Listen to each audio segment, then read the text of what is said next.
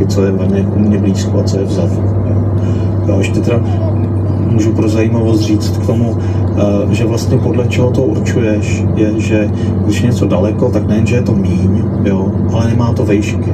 Je to ohlazený. Tam ten detail. Ano, chybí ta hrana je jako ohlazená a nabíhá to pomalu, jo, náběžka toho zvuku toho prostoru krásně jako zvyšuje, jo. Takže když mi něco někde vadí, přijde mi to, že je to příliš prostě jako konkrétní a protivný, tak prostě stačí ohladit tomu hranu, posadit to dál, dát na to víc zvuku, jo, a nemusím to frekvenčně nějak jako obeznit, jo, můžu nechat takovou přirozenou barvu, ale něco pošlu víc dopředu a něco víc dozadu, že se to prostě odliší. To jsme karový míchání a ale když i v těch frekvent nebo právě na těch frekventách je to pro mě to zásadní, jakou bednu si vybrat, jo, že když mi přijdou lidi a teď prostě jako jaký to má basy, jaký to má myšky, jaký to má středy, člověk si to velice snadno domyslí, tohle je věc, kterou posluchač dělá neustále a je to pro mě naprosto přirozené, ale nejde si domyslet něco, co tam jako není, co tam ten zvukař teda nedokázal namíchat, protože to s ním bedny neslyšel, jo, že ty bedny ho vedou jenom tím směrem právě jako, když tam nemá ten prostor, že tak teda opravdu vnímá jenom ty hlasitosti a ty frekvence. Vlastně člověk vnímá vlastně jako spíš po pravdě, že problém je ten fakt idiocismus celého toho oboru, kdy tě všichni vedou k tomu řešit ty frekvence. To lidský úkol umí vyrovnávat ty hlasy. Jasně. Dáme furt a je úplně, když se tady porovnáš někdy nahrávky, úplně jedovatý, protivný. Nikdo se na to nepozastaví. To chvíli to jako řešíte se nevíte, co mluvím. Ale když tam nemáš tu atmosféru, jo, tak už se nemyslíš. Když udělal úplně suchý mix, nebo ho udělal úplně zahalený stupně,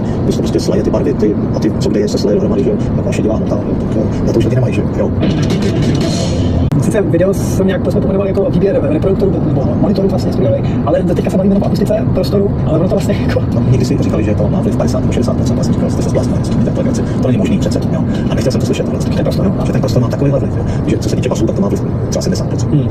A celkově tím umístěním a tu akustikou se ty úplně změní, jo. Ještě bych teda právě k tomu doplnil, že můžete ovlivňovat zvuk, který vám přijde příliš agresivní, tak tím, že to bednu dáte dozadu, dál od sebe, tím se změkčí. Jo. Naopak, když vám bude připadat, že ta bedna furt je, jako že byste chtěli ten ostřejší. Podstatní jako řekli a to, že když někdo se tam rozhodne si opravdu vybrat, že a přijít například to sem k tobě nebo do podobného nějakého showroomu, kde je možnost jako vlastně slyšet vlastně takový proces jako probíhá, ty si máš zkušenosti, když si chodí lidi, tak jak vlastně to procesu tady. A tam je podstatný, aby všechny bedny měly férově stejnou hlasitost. To jo, vlastně vždycky znamená. To jsem právě takhle od vodáků, kde ten showroom jako děsivě špatně akusticky dělaný. Já jsem nepoznal bedny, na který jsem ten míchal. Opravdu to hraje, dokáže hrát tak jinak, že to pozná.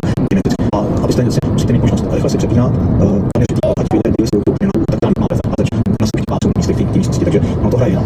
A já musím na začátku dorovnat ty hlasitosti těch jednotlivých sekcí. Jo. A ty tam tady nestojí v cestě žádný stůl a displej, který skutečně jako ovlivňuje zvuk. Jo. To každý lidi zpráva, když tebe, jo. Tím jako ty uši, jakmile ta bedna je málo podrobně,